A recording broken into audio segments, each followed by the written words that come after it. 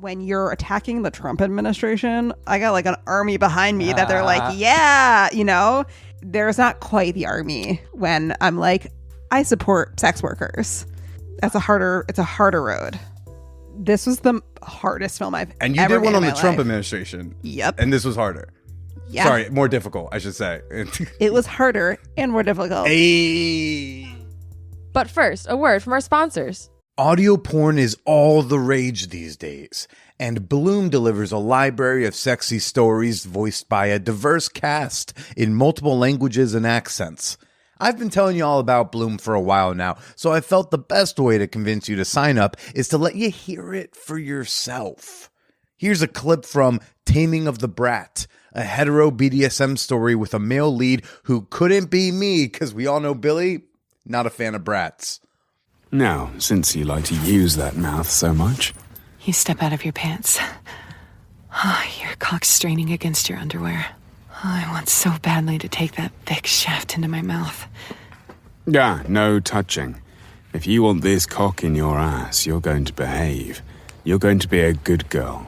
Do you understand? You pull it out and stroke it in your hands. Fuck, I want it.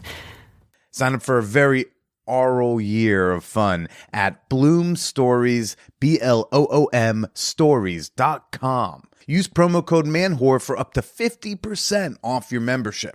This week's episode of the Man-Whore Podcast is sponsored by Joy Mode, the natural, science-backed supplement to boost your sexual performance. Now, there's nothing wrong with taking prescription medication for erectile dysfunction. We had a bit of a chat in the champagne room about this recently. I'm not here to shame that decision. What I've said is that those prescription drugs come with side effects. It says so on the label. For example, there's a popular one that can give you a gnarly fucking headache if you're dehydrated. I know from personal experience. And the Bodega Boner pills, yes, that's what we're calling them now. Those are kind of nasty. They're not regulated. You don't know what's in them. Some of them have been hit with class action lawsuits. Joy Mode, on the other hand, lists all of their ingredients right there on their website. And none of them come with side effects that will distract you from the fun. Their ingredients enhance blood flow circulation and relax the penile tissues that can result in better boners. That's all. If you want to go the medication route and deal with a doctor, you do you, boo-boo. And if you want to grow a third testicle with some rhino pill you bought at a store that sells them next to toothbrushes, it's your body, it's your choice. But you can try the all-natural way with Joy Mode and get 20% off your first order when you visit usejoymode.com/manwhore. That's usejoymode, usejoymode.com/manwhore. Or use promo code manwhore at checkout. Welcome to the Man-Whore Podcast.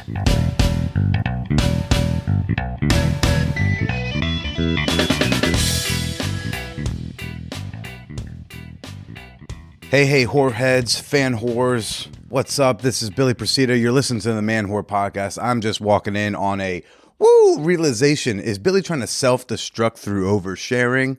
Let me come back to that in a moment. Welcome to the podcast. That's probably a concerning red flag sentence to hear if you're just showing up for the first time, which is in line with what I just said. This week on the show, I have got on filmmaker Suzanne Hillinger. She's the director of the new Netflix documentary Money Shot, the Pornhub story. Fascinating chat about what went into the making of this flick, as well as an in-depth discussion of the adult entertainment industry. Bringing it to you very soon, very shortly. Folks, tickets are now on sale for our next naked comedy show at the Hacienda here in Bushwick. The next show is going to be on April 21st. We have an 8 o'clock and 10 o'clock show. Both of them are different lineups. It was very fun last month. Some folks bought tickets to both. They were like, I'm hanging out all night. I'm taking my pants off, and I'm going to enjoy some naked stand-up. We got some killer lineups. Drexton Clemens, our guest last week, he'll be back. He's on the 8 o'clock show. Tickets are now on sale. You'll see a link in the show notes where all the links live. Things might feel a little too good and too comfortable for Billy. So it's like, oh man, how can I fuck this up? Is there any sort of unnecessary risk I can take? to make my life a little bit more difficult if it doesn't pay off? What dopamine deficiency am I trying to fill here? I've been seeing a woman for a couple months who I met at a hacienda a while back. For all intents and purposes, let's call her Erin Brockovich. I think that's fitting. Let's call her Erin Brockovich. And, last night we went out to go watch the NCAA championship game. Congrats to UConn and LSU, by the way. We watched the big UConn win, and one thing leads to another in all of our conversation. Like, I disclose something, a pinch of a secret of mine, a little something you don't get to know. And then, I don't know how, I don't know why, but then things spiral into such an overshare. I'm just like telling her all the things. Like, yeah, let's throw in bullying from high school. Let's throw in the breakups, blow up from 2018. Yeah. Can we sprinkle in a little bit of I'm banned from a sex party I've never even attended. Yeah. What else can I throw in here unnecessarily out of nowhere, like I'm doing to you right now? What else can I throw in to sabotage something that otherwise feels fun and safe and nice? How much more of a red flag can I plant in front of my dick and be like, are you sure? I defy you to dig me.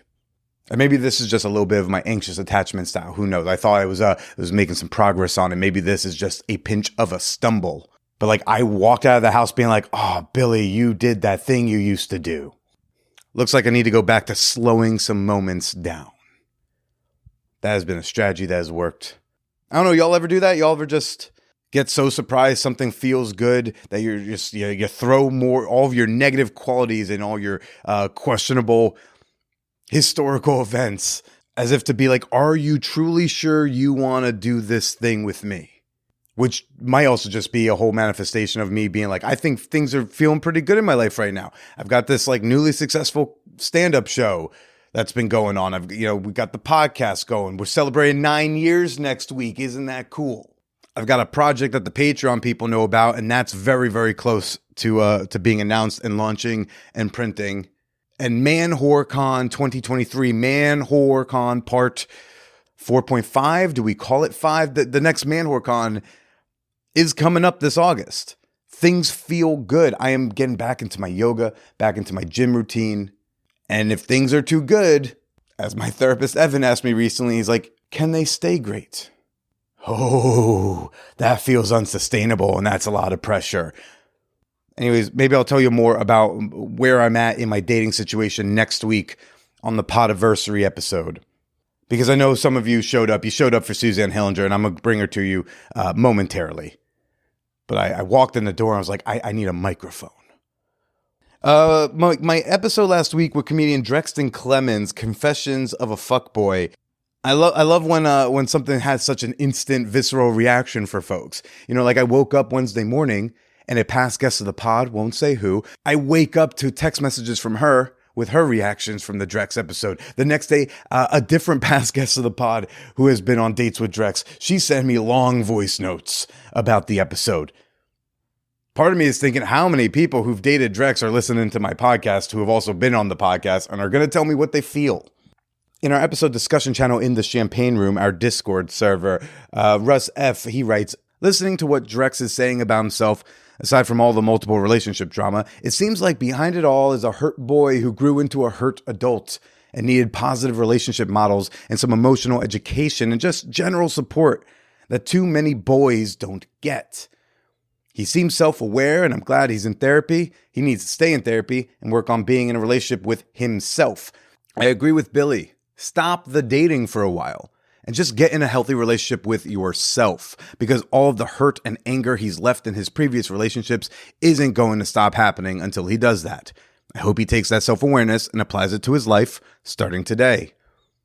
He also says, totally predicting that this is going to get read on next week's podcast. You're right. Speak it into existence and boom, there you go. So keep your thoughts on episode 481 with Drexton Clemens, Confessions of a Fuckboy. Keep those coming in. You can drop them in the episode discussion channel on Discord. You can tweet them at me. You can send me an email at manwhorepod@gmail.com with your thoughts, your questions, your criticisms. And, just as a really interesting synchronicity on last Wednesday when it came out, I did see this tweet from @Candon Dorch. And she wrote, please stop relationship hopping. Just go take time to unlearn all the toxic habits and insecurities from your previous relationships before you go shove them down your new relationship. Take time and heal. A good note to pair with the episode. All right. Can I clear a palate real quick? I'll do the quickest fan whore appreciation moment. This is the part of the podcast where I like to give a shout out to a member of my fan whore community on Patreon. Give a thank you to those of you who help make the show happen week in and week out for 9 years. This week, I want to give a shout out to Emily Richardson. She showed up at the minimum tier. She showed up with her $2. She did her part. And then what happened? Hours later, she upgraded to the $5 tier. She's like, there's just too much bonus to let this go. I need to hear these bonus episodes, Billy. And I hope you're enjoying them, Emily. Thanks for supporting the podcast. And you too, by the way, you can join for free. Did you know this? I'm running 7-day free trials of my Patreon experience at the $5 tier. You want to check out these bonus episodes. You want to join us for Hot Movie Night. You can try all of it for free at patreon.com/manwhorepodcast, or you can download the Patreon app, find me on there, and on the Super Slut tier, you'll see begin your 7-day free trial. Man Whore Con. A lot of y'all have been hitting me up in the Discord server. You've been DMing me. You got questions. So let me just real quickly tell you what I got so far. Right now, I know that Man Whore Con, our once annual pre-core fan meetup weekend in New York City, it's coming back this year. We know that it's coming back August 3rd through August 6th. Those are the dates. August 3rd is a Thursday. That's going to be more of a nighttime hang. So it's okay if you show up on Friday. You're not going to miss too much, I promise. I'm just throwing in an extra drinking night because it tends to happen anyway. What I do know is that you're going to have to buy a weekend pass. That's always how it's worked. I do not have a pricing yet, but I am going to set up a link for that in the coming weeks. By the end of the month, you will be able to begin to buy weekend passes to Man Whore Con 2023. So TBD on that. What will y'all be doing? That is a great and fair question. Traditionally, I've kind of packed the itinerary with a whole bunch of events, but I've been realizing y'all really want a lot of time to hang out with each other. So I'm going to make the space for that. So, each day is going to have like a daytime event and a nighttime event. There will be a live Man Whore podcast recording. I know that. There will likely be another type of a performance. Maybe it's a comedy show. Maybe it's something else. I'll be announcing the events as we get closer to Man Whore Con, but you should be prepared for like 2 to 3 things a day on the itinerary, all optional, but mostly I want y'all to be able to hang with each other. Are there orgies at Man Whore Con? Not officially, but I don't control what consenting adults want to do with each other. I just try to set up like kind of a common sense consent policy for the whole weekend. And if you don't want to be sexual, if you're not going to be doing group sex, if you're not going to try to hook up with, if you just wanted to come and hang out with like-minded, sex-positive people, you can do that and still have a great time. I'll be there, and so will many others.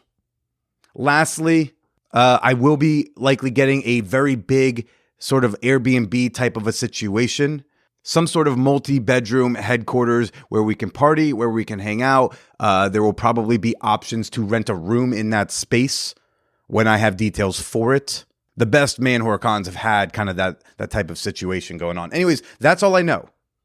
More details will be coming soon. Weekend passes will be on sale by the end of the month. Thank you for your patience. But like I said, for now, really all you got to do is you got to make sure you're taking time off of work. Keep your eyes out for like plane tickets. It's actually, it might even be too early to book your plane tickets just yet. But what you need to know is August 3rd, August 6th, New York City. If you're looking for accommodations, south of Times Square, Williamsburg, Dumbo, or Bushwick, or Greenpoint. Those are probably the areas you'd want to get a place in. But that's it. That's all I know. Stay tuned for more info. Now let's talk to Suzanne Hillinger. She's the director of Money Shot, the Pornhub story. A couple weeks ago, you heard Siri. She returned a couple weeks back to discuss her role in the documentary. Now, Suzanne's interesting. Now, here's the fun thing. Suzanne is just she's a very vanilla director. She is not in the adult space normally, but she has this documentary on Netflix now about porn, about Pornhub. And so she's promoting it and she's like, speaking positively about sex work and how we should destigmatize sex work and, how, the discrimination against porn stars should be ending and all that stuff. So she's putting a lot of that stuff on her Instagram story. And Instagram shut down her account. She didn't share nudity. She didn't break the guidelines. Instagram censored the account. And have you heard a single fucking conservative GOP libertard nitwit say anything about the censorship? No, you have not. Because unless it is about scamming people for crypto or saying the N-word, it seems like all the free speech nuts, distinctly quiet. After a huge amount of outrage on Twitter and apparently a friend of a friend who works at Meta who was able to kind of like get the situation taken care of, she got her Instagram back.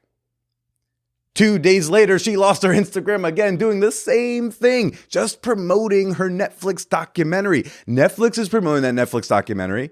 The production company of the documentary has a whole account for Money Shot. They're not losing their Instagram account, but for some reason, a lady saying the word sex worker over and over in her Instagram story is triggering something because she lost it again. And then she got it back by the time she came here to record. So the beginning of this interview, the beginning of this conversation does talk quite a bit about internet censorship of sex-based speech, which has been being censored far, far longer than QAnon conspiracy theory shit. Oh, and by the way, as of Monday morning, I have not asked for an update since, but as of Monday morning this week, Suzanne lost her Instagram account a third time and still, to my knowledge, does not have it back. Let's go talk about Pornhub with Suzanne Hillinger. Let me tell you all a quick story. I went to go meet up with my family a couple months ago, and my dad comes up to my sister's house, and he's got a big bandage on his head. And I was like, "Oh, geez, Dad, what happened to you?" He's like, "I got into an accident." I was like, "What happened?" "Yeah, no, like I got into an accident. I hit a telephone pole." I said, "Whoa, Dad, like a car accident?" He's like, No. I was like, "What, did you fall on your bike?" He's like, Nah, not that." I was like, "What happened?" He's like, "Nah, I was walking home from the bar and I walked into a telephone pole." But if he had been in a car accident, I would have told the man, "Dude, you should check out Morgan & Morgan, America's largest injury law firm." Yes, that's our sponsor this week. Morgan & Morgan, who have won over $15 billion for their clients over the years. With over 100 offices nationwide and more than 800 lawyers at your service, Morgan & Morgan can help you with your injury claim and make sure you get the money that you deserve. Their fee is free unless they win. They don't get paid unless you get paid. For more information, go to forthepeople.com/manwhore or dial pound law. That's pound for the kids. Like for if you're 23 and you get into an accident or you slip and fall at work or something like that, pound, that's the hashtag symbol. We used to call it a pound. Now a pound is like fist to fist bump. I don't even know if you all call that a pound anymore. Anyways, one last time, go to forthepeople.com/manwhore or dial pound 529 from your phone. Totally. I mean, I had done my research, so I had watched Hot Girls Wanted and the series that came out after it, and had watched other films on the porn industry and read a lot about how folks within the adult industry perceive those films. And so kind of knew going into it, like there have been issues with the way that mainstream filmmakers have approached the industry. And I'm not from within the adult industry. I'm a real outsider.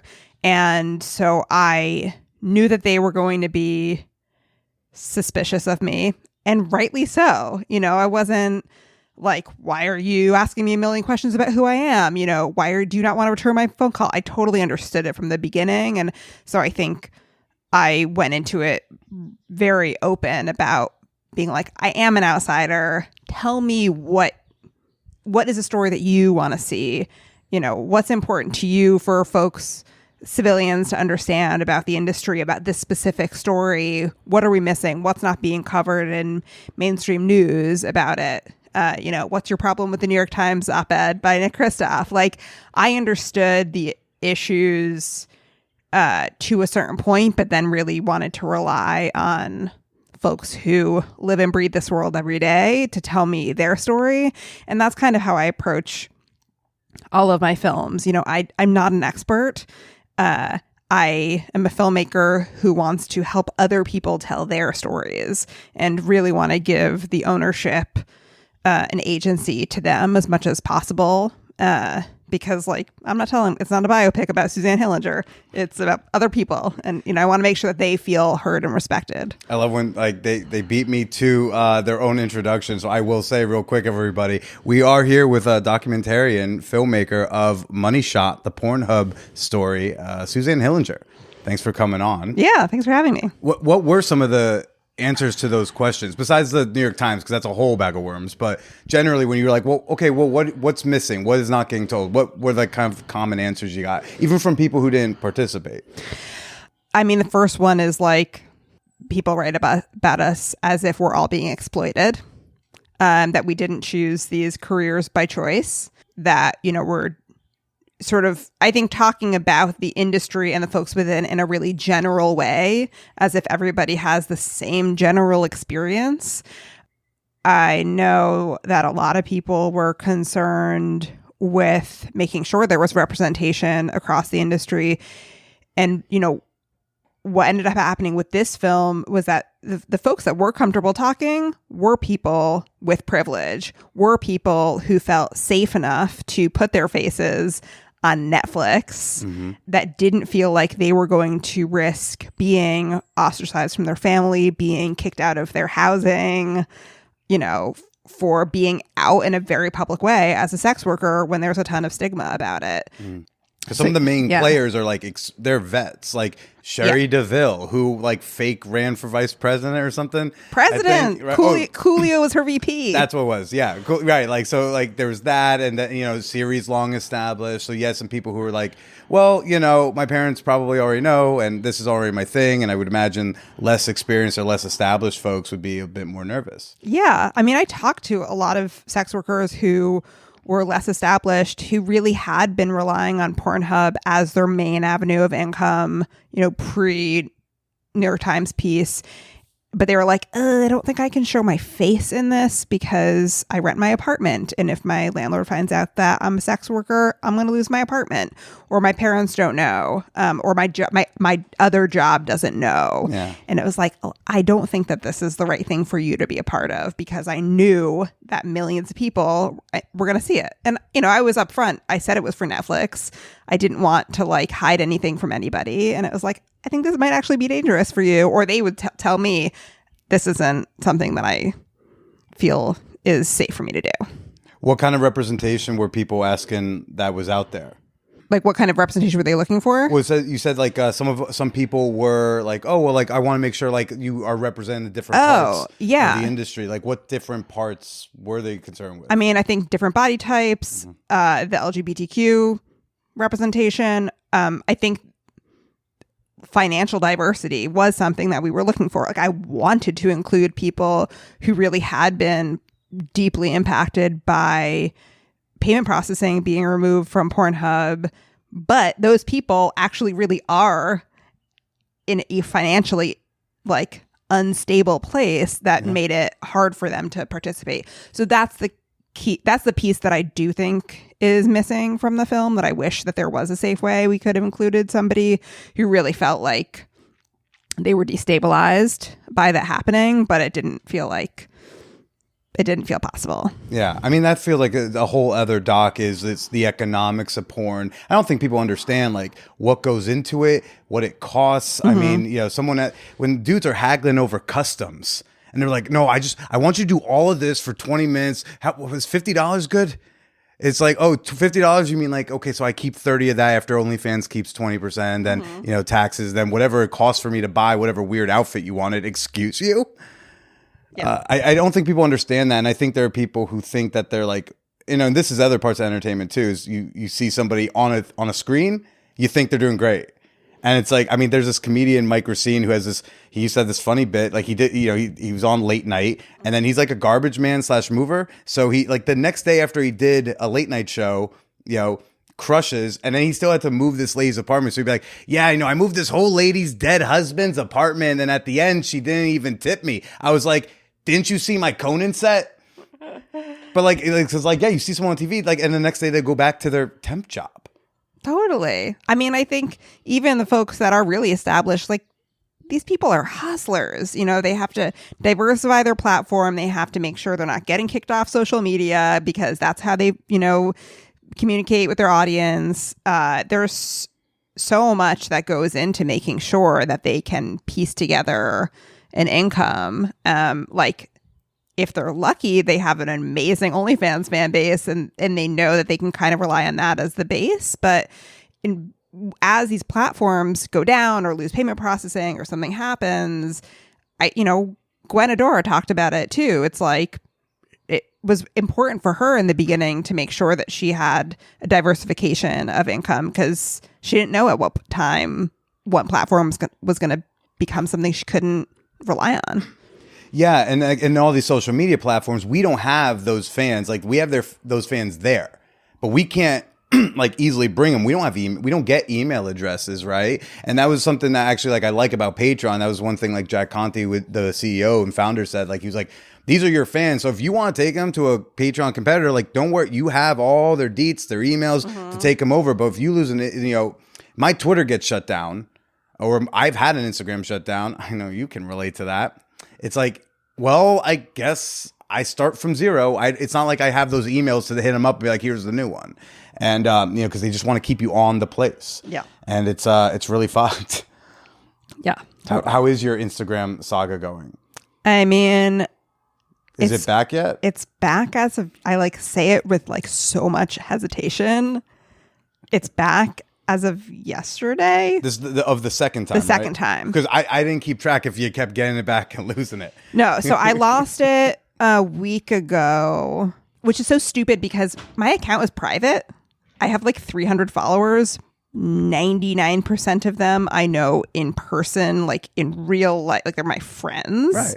And so, yeah, I had posted this like this cute post being like, I'm so excited by how many people are loving this movie. It's in the top 10 most streamed movies this past week on Netflix in the entire world. Like, it's in top 10 in 65 countries. I was just being like, this is so exciting. And I used the word sex worker and I didn't do the like asterisk where the E is or whatever. I don't know. You probably said it too many times or something. I don't know. Once. I say once. man whore every week, multiple times. But it's all just a bot. And they don't tell you why. They just show you a slide. And they're like, this is against guidelines. We're not going to tell you anything else. Yeah, it's crazy. So yeah, I got it back within a day the first time because a friend of mine knew somebody at Meta and put in like a friends and family ticket. And which exists. That's a real thing, everybody. If you've ever complained, it's going nowhere unless you know somebody. I know, it's so stupid. And then it was back within a day. And I got a little email from Meta being like, we suspended your profile by mistake. Oops. And then it was down for a few days and it came back yesterday, but I got no email. They weren't like, we pulled it down again by mistake. It just was magically there. So I haven't posted anything. You're scared, right? Yeah, which is so stupid because I don't feel censored in the way that sex workers feel censored when it happens because I'm not using Instagram as a platform to generate followers. It's literally just the way that I post dog photos to my friends. So it's just it's annoying, but it is indicative of how censorship, talking about sex, even if you're talking about it in an advocacy way, which is what I was doing, is not okay on this platform. When I have a private profile, I only follow and am followed by adults, and I write the word sex worker in context of a documentary that I made. I mean, it's so frustrating, and it certainly made me realize if I was that frustrated about that, I can't imagine somebody like Gwen, whose both of her accounts are still suspended, who had, thousands and thousands of followers that she built up over years. The fact that she hasn't gotten that back yet, I can now only begin to imagine how deeply frustrated that is. And can Jigsaw not hit up Netflix, be like, y'all got some pull, you're Netflix? I mean, I have been talking to Netflix about it, and What'd they say? They don't have pull. They don't do it. I mean, I don't buy that. dude. I know. I mean, you can't make it not be able to say, Netflix, I don't have a show with you yet. Call me though. But like, I don't buy it. You're Netflix. You know, guys. You probably have people on your staff who maybe worked there in the past. Like, there's no fucking way. I have an ex-girlfriend who's like, you know, does OnlyFans. She's like a fat activist model type. So she posts she'll post provocative. She follows the guidelines, but like, because they have a skin detector algorithm thing. So if they think you're showing too much skin, they just kind of assume must be nude. But since she's fat, she has more skin. So they just, right. So she can't wear the same bikini that you could wear and post, and like hers, right. So she lost it all the time. Luckily she knew people, and she could always kind of tend to get hers back. Bonkers to me, Netflix can't get Gwen's account back. Bonkers to me.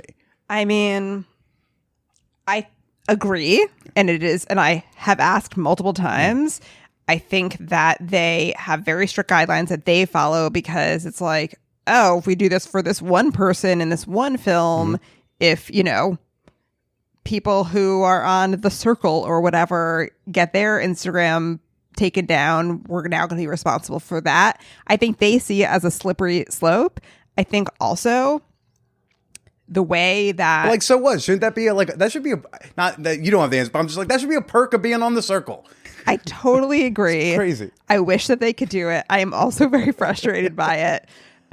They're a giant corporation, and unfortunately it's as hard for me to get them to respond as it is anybody else. And I think what happened with you is a real good example, because again, because you're a filmmaker, but you don't use it to build a thing. And so I think it's a really good example of how what they said in the film, and I think what Horrors has tried to say on the internet for a long ass time, and we've been trying to shout and scream, is that it starts here. This is how it gets to you. After Sesta Fosta, I don't know if you remember, like in 2018 and 19, we started seeing like these like weird policy updates from like Meta and Place. They were like, I don't know if we should let them use like eggplant emojis in the DMs, because maybe that's them exchanging sex. That's how it trickles down to the just everyday human walking the streets. And it's like, that's why I want people to care. You know, it's Mike Stabile's last quote in the movie is, the porn industry is a canary in the coal mine for the rest of us, for the rest of society. And my private Instagram getting taken out, I was like, oh yes, here it is for me. You know, it is really unsettling. And yeah, I think it's something that a lot of people should be aware of, even if they have nothing to do with pornography and sex work. Has this topic come up with any, like, your friends in your everyday life who saw that you lost your Instagram a couple times? So many friends reached out and they were like, what the fuck? And it's like, yes, what folks said in the movie is true. It wasn't just a bunch of porn stars complaining. This is how these social platforms work. And it is something that could affect other people. So yeah, I think it was an interesting wake up call, certainly for my own circle, to be like, Suzanne, who posts photos of her dog and her wife, and sometimes her dog and her wife, and that's basically about it, got deplatformed from Instagram. I think if I can get deplatformed, then basically anybody can. Anyone can. And that, I think, you know, now I'm sure you're thinking twice about promoting your movie that you made. That's on Netflix. It's not on Pornhub. You know, it's on goddamn Netflix, and you can't promote it. And then it's like, now imagine trying to like do advocacy work around like sex work decrim. They're like, well, we're actually technically promoting prostitution, which is like the language used in Sesta Fosta. So we're going to do that. And I was like, when they passed that, I was worried about this podcast. I had to email like the podcast hosting platform in 2018. I said, hey, so this got this, because in the language they use is like promoting. I promote the fuck out of prostitution. And they were like, you're going to be fine. Apple's, they're not going to do it. But I was like, okay. But it makes you scared. It does make you scared. And what's the next thing they're going to tell you can't say? Right. I don't know. It freaks me out. You know, so Netflix came to you about this. This wasn't your doc. Nope. You've actually never done any. I took a look. You haven't done any other films like about the sex industry, about porn, about anything even really racy in that regard. I mean, the first short documentary, which is hard to find, but it's on the IMDb. It's 29 minutes. It's 29 minutes. And it was about cisgender drag queens. So women who drag as women. Like cisgender women who drag as women, who put it on. And there were people in that film that, I mean, there were like burlesque performers. There was a lot of like intersecting between burlesque and sex work. Yeah. I mean, I don't know specifically if the three folk that are featured in my film were not.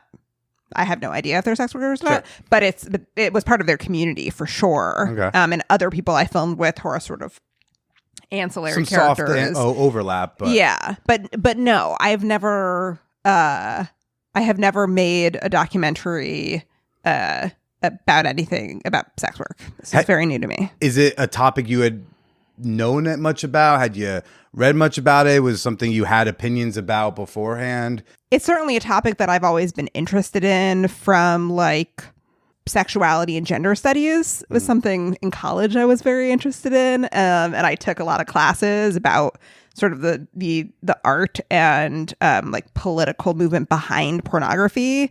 I watched like a lot of old films, talked about it in like a very academic way. But yeah, I mean, it wasn't, I'm trying to think. I mean, I have a few friends who are sex workers, but I never thought that deeply about like the work that they did. I mean, do they, as in they're like, they do porn in particular? No. Okay. Gotcha. No, in person.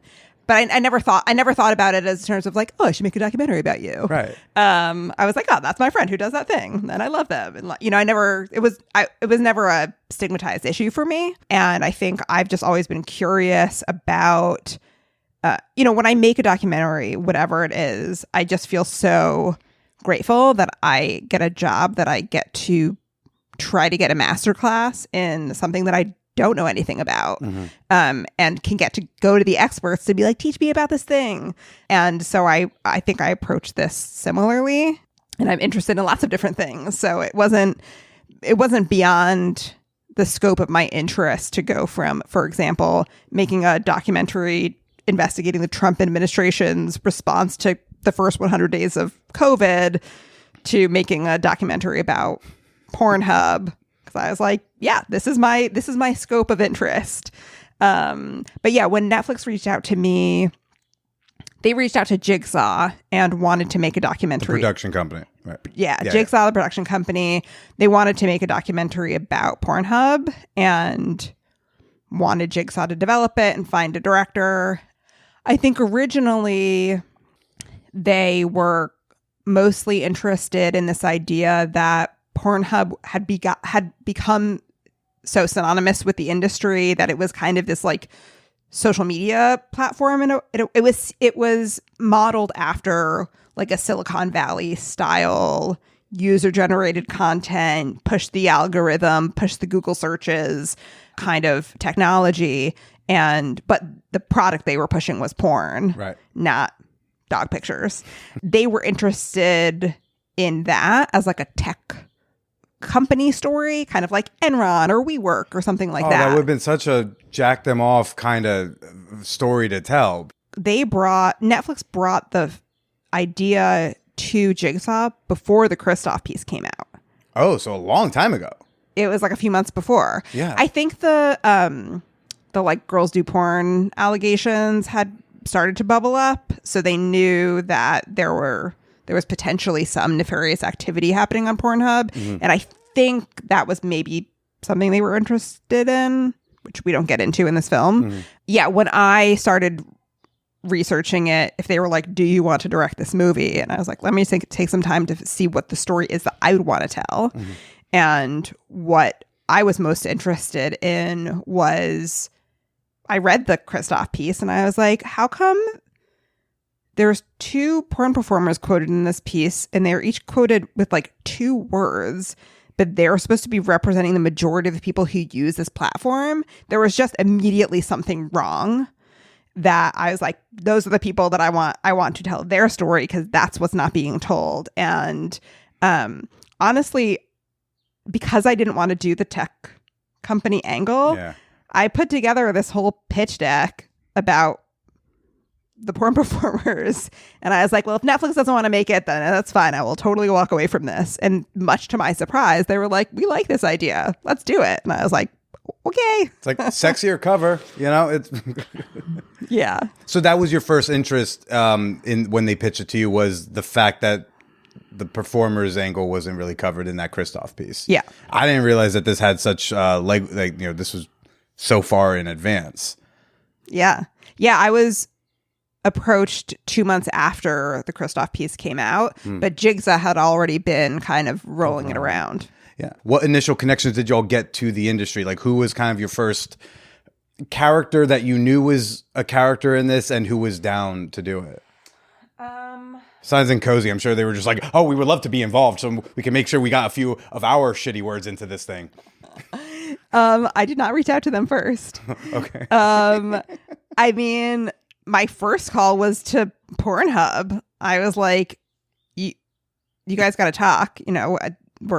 I was pretty upfront about what we were looking into, and knew that it was important to get executives or upper management to sort of talk about their, originally it was like your process, what's the backstory of Pornhub? And I quickly realized that they were not going to talk, and they had a history of not speaking to the media.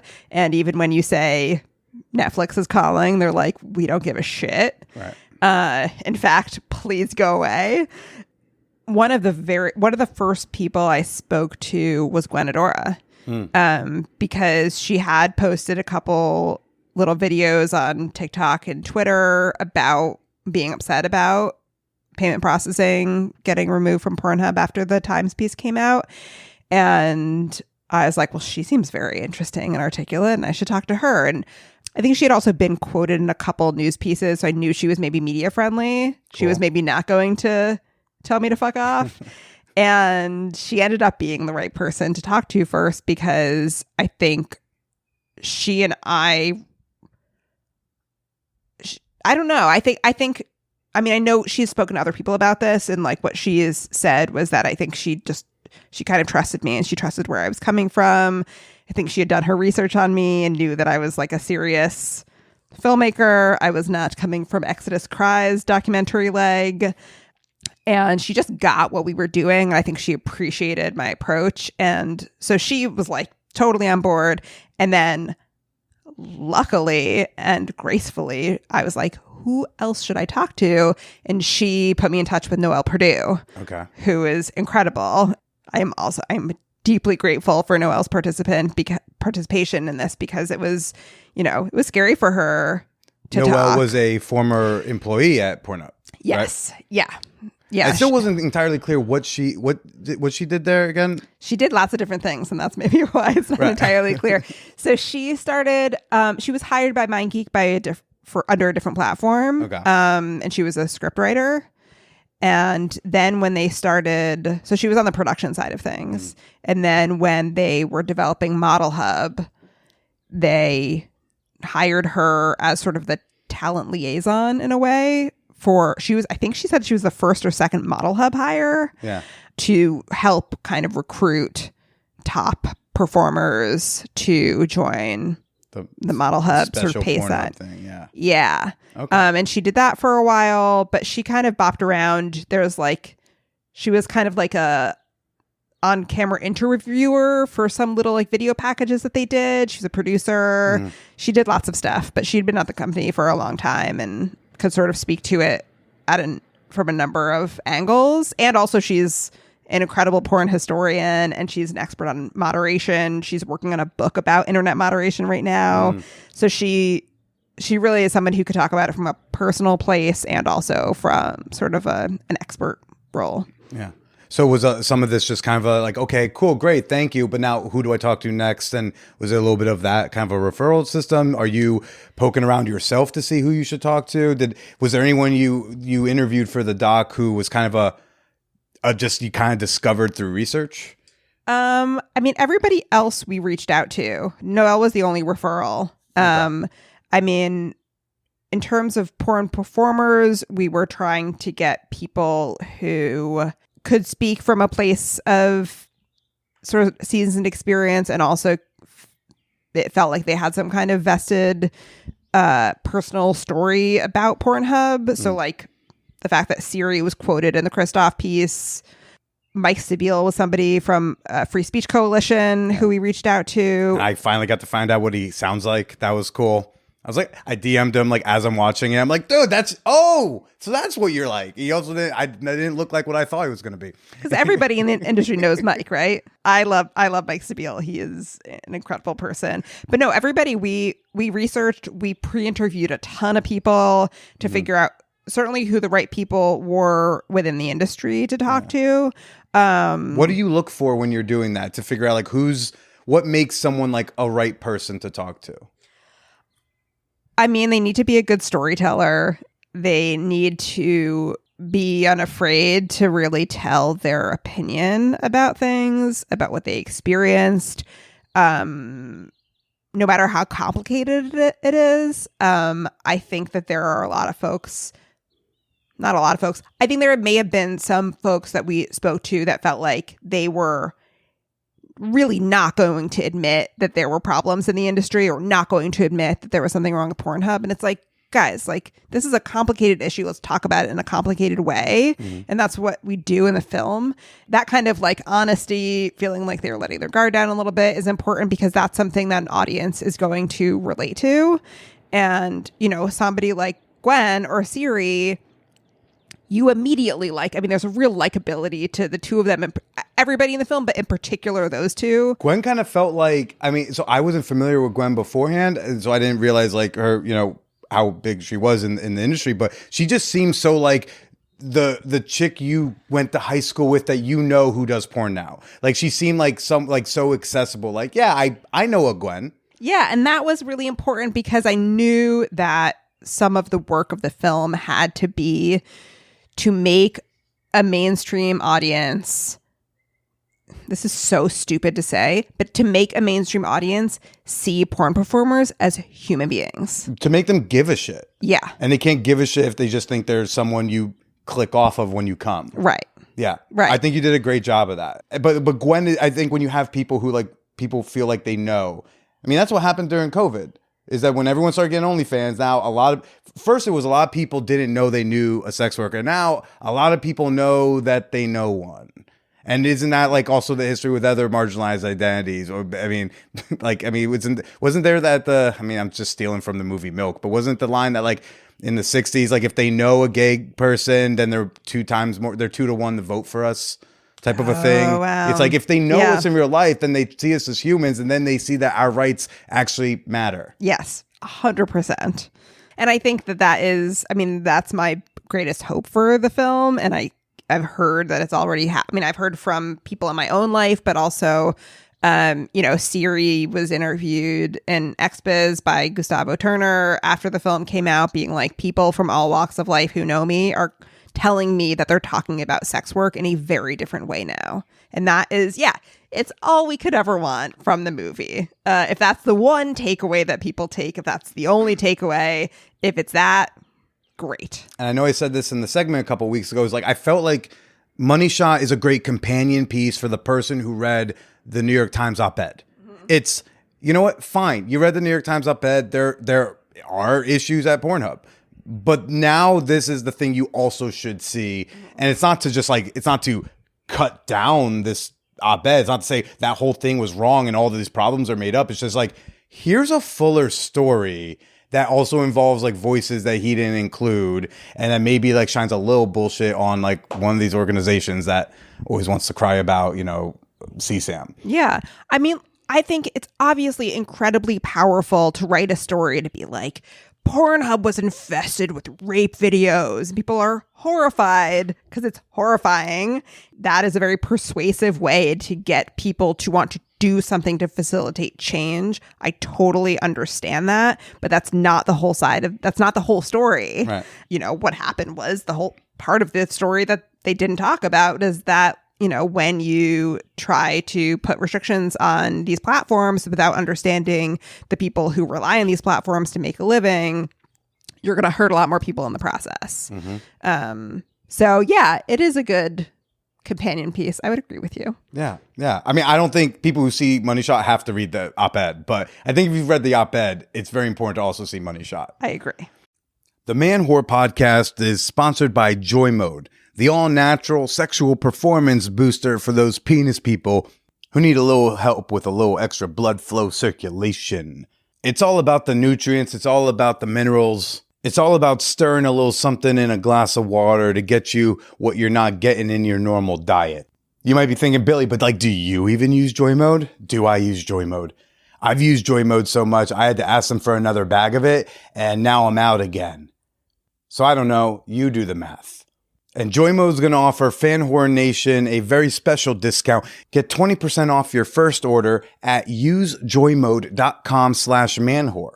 Again, save money on better boners at usejoymode, usejoymode.com/manwhore. If I have to spell manwhore for you, we've got some problems. Usejoymode.com/manwhore, 20% off. Joy Mode. Let's go. That was so fucking broy. The Man Whore Podcast is sponsored by Bloom, the audio erotica platform filled with a library of stories in a variety of accents and languages for your ears to adore. Enjoy a clip from Give It Up, a queer besties with benefits story. You shift your knee slightly and place it between my legs so you're half straddling me. I let my other hand come up and rest on your bare hip, just where your cropped t-shirt has ridden up. It feels like we both want to say something, but maybe the best thing for now is to just keep going. Talk later. If you want to hear the full thing, head on over to bloomstories.com. Get up to 50% off your membership when you use promo code MANWHORE at bloomstories.com. Again, that's Bloom, BLOOM, stories.com, and use promo code MANWHORE. Hi, human. Welcome to the God Pod. I'm God, and like Jesus, I'm hanging in there. If you like interviews with the most interesting people alive or dead, then you'll love the God Pod. Here's me talking to Mary Trump about her crazy uncle. I knew he was going to be disastrous. And here's me debating a real live atheist. You really cannot make the case that this is a good book. I discuss all the latest current events down on Earth. Find the God Pod wherever you get podcasts. The God Pod. Have it Yahweh. What sort of roadblocks did you run into making this movie? Aside from obviously MindGeek doesn't really want to talk to you. I mean, that was the biggest one and very frustrating. Was including the stuff the Canadian, sorry to interrupt, but the Canadian Parliament, like, what do they call it, hearing? Like what all that hearing footage with the execs, was that a product of them not talking and finding a way to get them speaking some of the questions you would have asked them? Yeah, totally. I mean, I am so happy that footage exists because it's the only way we would have actually been able to include them. Yeah, so and now they can't be like, well, our voice wasn't in there. You were under oath, bro. Totally. So, the parliamentary hearing it was this investigation into MindGeek, and they interviewed the two main executives of MindGeek and the manager overseeing Pornhub. These Zoom videos were recorded so we could have them speak. But yeah, I mean, I was pushing for interviews with Faraz Antoon or David DeCillo, the two sort of top CEO and CTO of the company, for over a year. And I would talk to my contact over there, every month or two, being like, we got to do this. It's going to look really bad if they don't participate. Give me somebody. That's actually how we ended up including Asa Akira and Natasha Dreams, who are both porn performers and producers in their own right, but also sort of spokespeople or they're brand ambassadors for Pornhub. Because I was like, will you just give me somebody? Like, would you give me an ambassador? And they're like, yeah, actually, we'll give you two.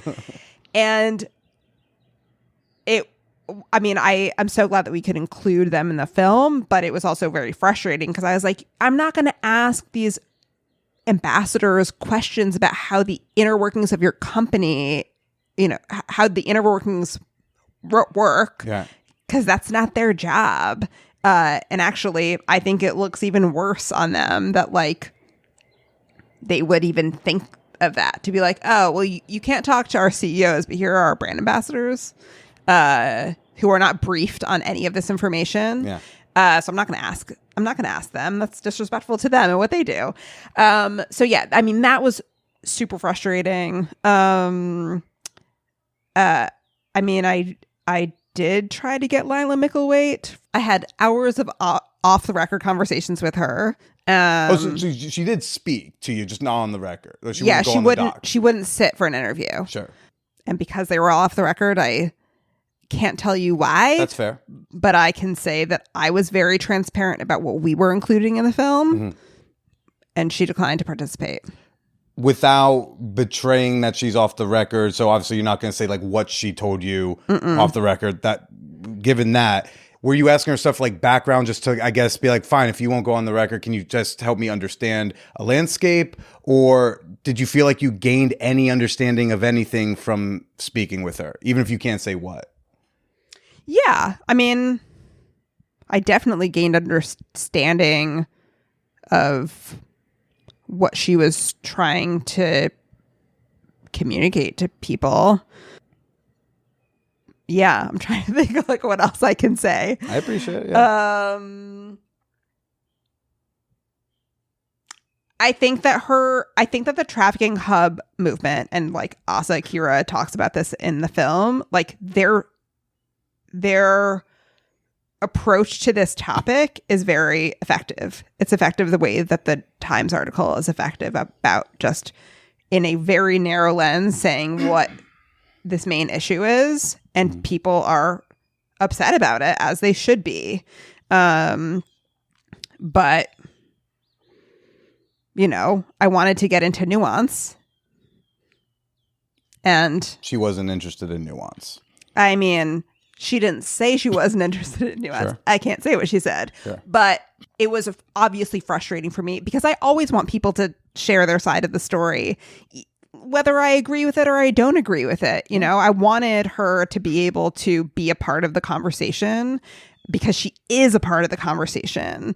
And she knows she's a part of the conversation. So, because she's made herself very loudly part of that conversation. Yeah. So I'm disappointed that she couldn't find a way to be comfortable being a part of the film. She's not at Nkosi, right? She's still, because Exodus Christ is a separate thing still. Right? Yeah. Just And making sure. and actually, I don't, trafficking hub movement is not really a part of Exodus Cry anymore either. Okay. It's kind of its own, I think she has formed her own thing. What's your read on her? Like, I mean, she is a very articulate, charismatic person. She is, at least the person who I spoke to, is very much the person that you see in these videos. She's very persuasive. She is very well read. She is on a mission. She's interesting. She's a fascinating character. I'd love to talk to her, but she blocked me after the last time I said, why'd you see Sam? I really enjoyed talking to her because she is very clear-headed about what she is trying to do and what the problem is. And yeah, I think she's fascinating. I if she's out there listening to your podcast, I still would like to talk to her. I find her deeply fascinating. Yeah. Some villains are very fascinating to talk to. I want to talk to them. I've talked to a few villains on this show. I'm just like, I'll sit down with you with your bunny ears, Franklin Vo. Jesus Christ. What when you're going into, well, I guess one just to close the loop on thing. Were there any other like major roadblocks you found trying to make this flick, or is it beyond the Mind Geek Association? Yeah. Okay. I'll give you two more. One, I think we grappled a lot with whether or not to include someone who did have non-consensual material posted on Pornhub. There were a lot of roadblocks for that mostly the biggest one that I really respect is that these were people who were traumatized by having a camera stuck in their face, and I don't want to do that to them. I don't want to be an instigator of re-traumatizing somebody. And, you know, that is like some of the anti-porn kind of criticism coming at the movie is like, you didn't give survivors an opportunity to speak for themselves. And it was like, well, I actually feel like that's really dangerous and I don't want to re-traumatize people. And also, these people are caught up in litigation, and I can't talk, like Michael Bowie, a lawyer in the movie, I can't talk to his clients. Danny Pinter from Nicosi, a lawyer in the movie, I can't talk to your clients because you're in litigation. Yeah. And then the other piece that I think is more of just a humorous roadblock is that, you know, Netflix did greenlight a documentary to make about the porn industry, and I kept on being like, how much can we show in this movie? What do we need to blur? And they'd be like, well, why don't you send us a rough cut and then we'll tell you. And so there were lots of rounds of blurring. Annoying. Yeah, there's George so much Carlin said, I just want a list. Just tell me what I can't say. I won't say it. Just tell me what I can say. Yeah. Yes. Yeah, we learned after the fact, and we just so much got blurred. I mean, there was stuff that when we shot actually on, you know, we shot on a porn. You shot Siri doing a threesome scene with Brie Mills. Totally. And you don't actually show. I mean, Siri corrected me, and I guess I have to go rewatch to confirm. But apparently, there's like a nipple. But you don't really show the sex happening when you are shooting a porn set, right? Yeah. But you do show some sex happening when like people are scrolling through Pornhub clips. Yes, yeah. And that was the stuff that got heavily blurred. Heavily blurred. Yeah. Gotcha. You wanted to leave it all natural? I wanted to clear as much as any thumbnail that you see that's not blurred in the film is because we got explicit permission by the copyright owner to show it. I think that's a good reason. Yeah. Totally. So we were trying to clear stuff to be like, we don't need to blur it because they said it's okay. And then they were like, you gotta, anything that was penetration, all of the erect penises on Siri's computer, which actually we shot out of focus anyways because those guys did not consent to having their penises on Netflix. But we had to blur them even more. Hard dicks scare executives, and I guess executives are mostly men, so I guess men still scared of dicks that are not theirs. But. Right. Right. We can show Gwen Adora's breasts, no problem, but a hard dick, terrifying. As if like a dick can't be hard for just to be that. Maybe it's 9 a.m., man. Maybe I just woke up. Okay. Like Patreon used to, up until somewhat recently, allow, or I guess they still do, if you are marked as an adult, like an adult page, which I had to do a lot of fighting. I had to do like a year plus of fighting to get my adult thing taken off. I volunteered into when they introduced this idea of like an adult page, and then like that means if you go there, you don't actually just initially just see your Patreon page. There's like a 18 plus warning thing. There's certain like you get a little extra. There's a little extra eyeball on you, right? And so I just thought, well, I talk about sex, so therefore I'm adult page. They just meant porn, but they wouldn't say it. So I mistakenly marked myself, and then it took like over a year to get it off.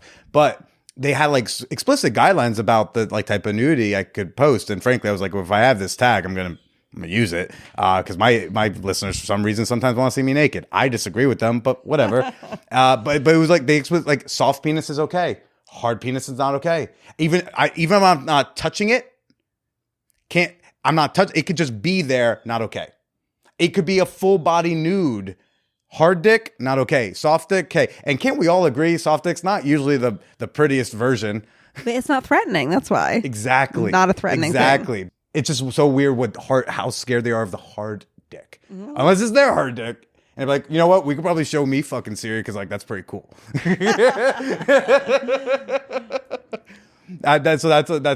yeah, a lot of editing. It sounds like okay. Yeah, lots of blurs. From my Ask the Guest channel in the Champagne Room, our Discord server, one of my Patreon members, Chuck, he asks, what was your most interesting takeaway about the industry and about performers that you learned in the process of making this film?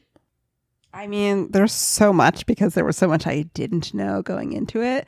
Certainly, I think the financial hustle was big. Like this idea that they can't just depend on one platform to be like, here is my website, and you will go to my website and you will pay for my videos. You know, pay for videos. Yeah. What? Like, the fact that it's like that diversification is important, not just so that you can make the most money, but to protect yourself for when sites come down. I think the censorship was the biggest thing. Social media censorship? Social media censorship, the banking censorship. Yeah, you had no idea. I mean, the number of people I spoke to that they were like, oh yeah, I got my bank account shut down and I couldn't get my money back out of my bank account because my bank found out what I do for a living, even though what I do for a living is legal and also I pay taxes. Yeah, I think all of the different ways that you were censored when you were a sex worker, it was shocking to me, completely shocking. And doubly shocking when you found out, oh, if I just like say I agree with them, they may come down on me too. Yeah, totally. And then I think the other thing that was fun and also surprising was just being on set. We were on a few other sets that did not make the cut, so I got to hang around a few sets. Like how similar the porn industry, the way that the porn sets work to documentary and other, whatever mainstream production, it's all the same. Yep. It's often all the same people. But that it was just like, oh, I'm on your set, you're on my set. It's all the same. I felt a real kinship. Expecting when you got to your first porn set? Did you have like an idea in your head? You're like, brace yourself, Suzanne. I mean, probably in my head that it was like a little bit more informal or like low budge. Mm-hmm. But it wasn't. There were whole crews running around. There was like a PA, like, making sure IDs had been documented and COVID tests and masks and that it is just like any other production set. And maybe that shouldn't have been surprising to me, but it was very endearing. I felt very much at home on a porn set. Yeah. Where's this rank in terms of difficulty of making a film in comparison to your other docs that you've done? This was the hardest film I've and you ever did one made on in the my Trump life. administration. Yep. And this was harder. Yeah. Sorry, more difficult, I should say. It was harder and more difficult. Hey. Porn is one of the most polarizing topics on Earth. Mm-hmm. On Earth. And so I think there was this high wire act that I felt like we had to do in making this film to make sure that like we got the story right in terms of who we were representing in it. And there was a lot of fear around, I think, all of the ways that very public sex workers are concerned about their safety when they speak out about these issues. Myself and all of the sort of key people who worked on this film with me are also worried about that for ourselves. So I knew that it was risky, that there were maybe going to be angry people coming after us on social media, certainly, but like, I don't know, in real life. I mean, these are real concerns that sex workers face every day that I knew that in telling this story, I was potentially putting myself in that risk too. And I felt like this story was worth taking that risk, but I understood it and I understand it every day now that the film is out there. But yeah, I think people have really strong feelings about porn. People have really strong feelings about like whose responsibility is it when children see porn, and why didn't you talk about that in the movie? There's people have such strong feelings, and I think I felt the weight of responsibility going into making this film in a way that, like, when you're attacking the Trump administration, I got like an army behind me that they're like, yeah, there's not quite the army when I'm like, I support sex workers. It's a harder road. It does not get the same support. And I hear you when you're like, oh, people want me to tackle all the things. I'm like, I guess that's why you need that subtitle. It's like, this is the Pornhub story.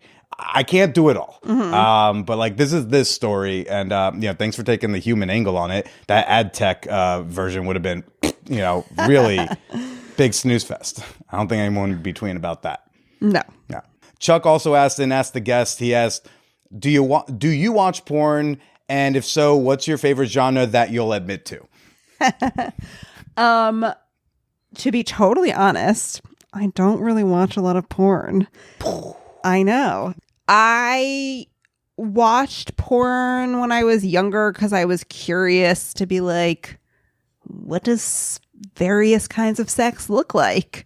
And I think I'm most interested in it from like an artistic expression, because I think that porn can be art, or can be provocative.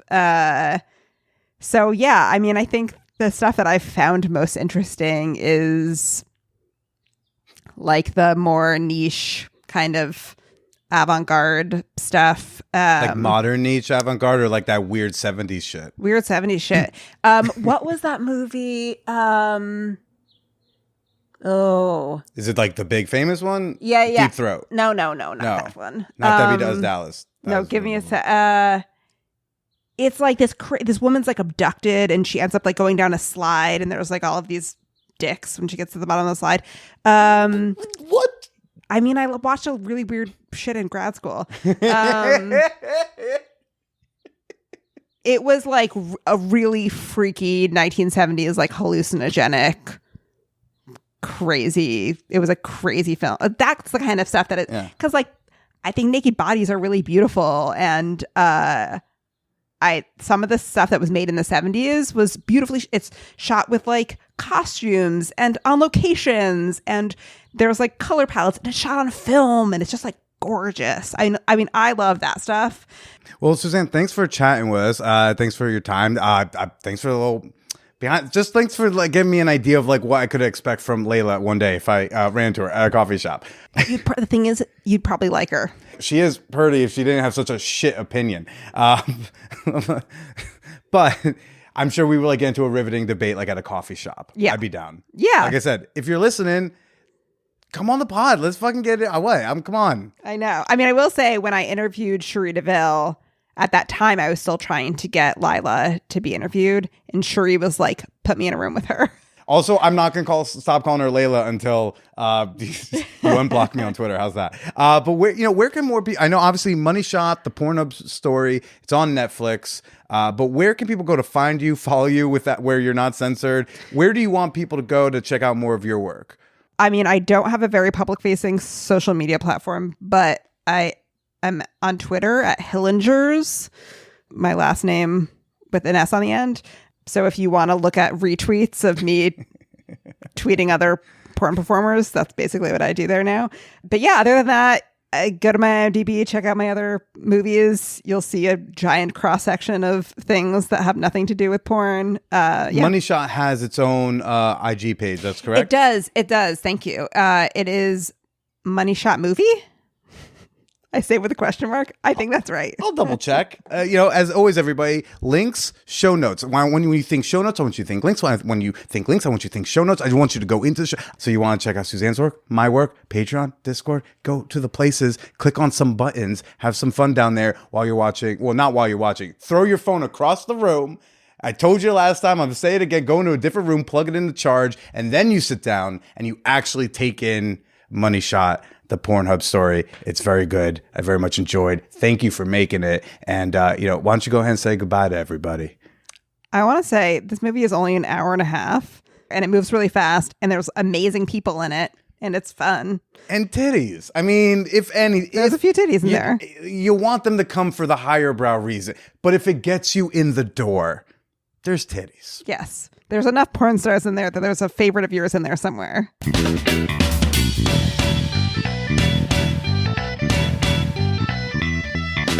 Links, everybody. All the links. Where are they? Say it with me. The show boats. Notes. I know how the words work. You want to tap on some stuff. You want to click on some stuff. You want to follow some things. In the show notes, you'll see all the links that you need, including tickets to the next naked comedy show at Hacienda. We have sold out every naked comedy show so far. So the sooner you get your tickets, the better. You want to go with a bunch of friends? Buy them in bulk soon. Please don't run away from this outro just yet. And again, there is going to be a bonus episode with Suzanne tomorrow on Patreon. You know where to go to check that out if you want to. What I want to say to you is my 9-year podiversary is next week. It's April 16th, marks 9 years of me oversharing my sex and dating life on the internet. Many of you have been here since pretty much the beginning. I'm looking at you, Rhonda. I'm looking at you, Jeff C. Dervla. Yeah, I know you've been listening quite a long time. I know who the OGs are. And it would mean a lot to me if this month of April, Year of Our Horror 2023, I would very much appreciate if you would celebrate 9 years of the Man Whore podcast with me. And frankly, look, COVID did a number on our numbers here. A lot of sex shows did not fully recover from the pandemic podcasting hit. I was one of them.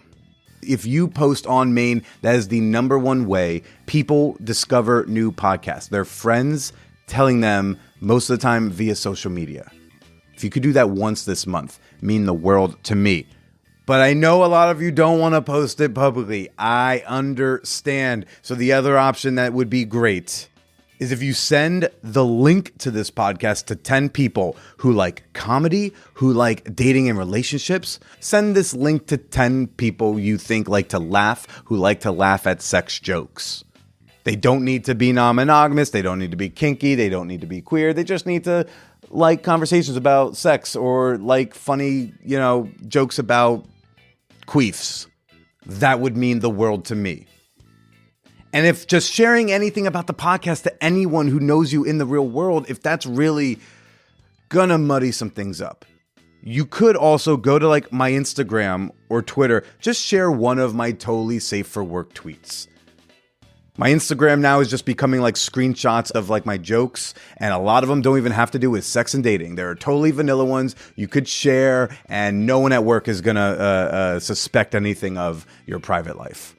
If y'all will celebrate 9 years of podcasting with me this month by helping promote the show, post just one time on Maine, send the link to 10 friends privately, or just share one of my more vanilla pieces of funny content from Instagram or Twitter or whatever, give it a retweet, share it in your story. It's a great way to say, hey, thanks, Billy, for 9 years of podcasting. I mean, you can also always just throw money at me. That's always the best thank you. But I always like to, in these economic times, I want you to have like a free, no cost option of feeling like you did your part of giving back for what is now 482 never missed a week episodes. I love you all. Thank you so much for tuning in every week or whenever it is you listen to this thing, because, hey, like, this is podcasting. You got agency of when you listen. It's 2023. I hope in 2026, someone right now is listening to this outro right here. And maybe our society will be in a place where they're like, why are so many people weird about sharing a Man Whore podcast on social media? Don't y'all know that Billy Procida is famous? We hope.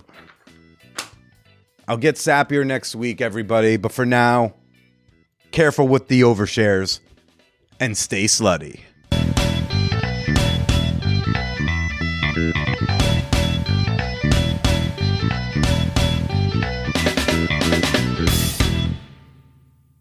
Remember that dude at the video store that knew way too much about movies, but always made you laugh?